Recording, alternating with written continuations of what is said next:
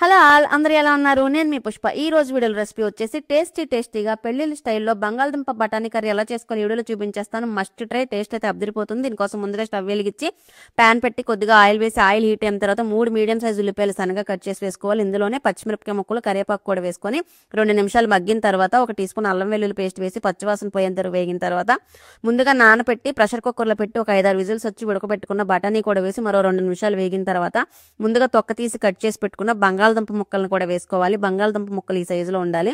ఇవి కూడా వేసుకొని మరో 2 నిమిషాలు మగ్గిన తర్వాత ముందుగా కట్ చేసి పెట్టుకున్న మీడియం సైజ్ టమాటోలు ఒక 3ని సన్నగా కట్ చేసుకొని వేసుకొని పచ్చివాసన పోయేంత వరకు వేగిన తర్వాత ఇందులో కొద్దిగా పసుపు, 1 టీ స్పూన్ కారం, 1 టీ స్పూన్ ధనియాల జీలకర్ర పొడి, టేస్ట్కి సరిపడా సాల్ట్ కూడా వేసుకొని మరో 2 నిమిషాలు మగ్గిన తర్వాత మనం ముందుగా పేస్ట్ చేసి పెట్టుకున్న బాదం పప్పు, జీడిపప్పు, కొబ్బరి పేస్ట్ కూడా వేసి ఇది కూడా పచ్చివాసన పోయేంత వరకు ఒక 4-5 నిమిషాలు మగ్గనివ్వాలి. స్టవ్ని లో ఫ్లేమ్లో పెట్టుకొని ఇలా పచ్చివాసన పోయేంత వరకు మగ్గిన తర్వాత ఇందులో గ్రేవీకి సరిపడా వాటర్ని కూడా యాడ్ చేసుకొని నేను ఒక గ్లాస్ వాటర్ యాడ్ చేశాను. యాడ్ చేసుకొని దగ్గరికి అయ్యేంత వరకు స్టవ్ని లో ఫ్లేమ్లో పెట్టుకొని ఉడికించుకొని పైనుంచి కొత్తిమీర చల్లుకొని స్టవ్ ఆఫ్ చేసుకొని వేడిగా సర్వ్ చేసుకుంటే పెళ్లి స్టైల్లో బంగాళదుంప బఠానీ కర్రీ రెడీ అయిపోతుంది.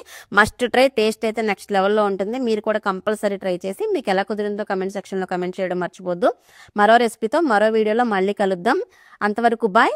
వీడియోని లైక్ చేసి ఛానల్ సబ్స్క్రైబ్ చేసుకొని పక్కనే ఉన్న బెల్ ఐకాన్ క్లిక్ చేయడం మర్చిపోద్దు. మరో రెసిపీతో మళ్ళీ కలుద్దాం. బాయ్.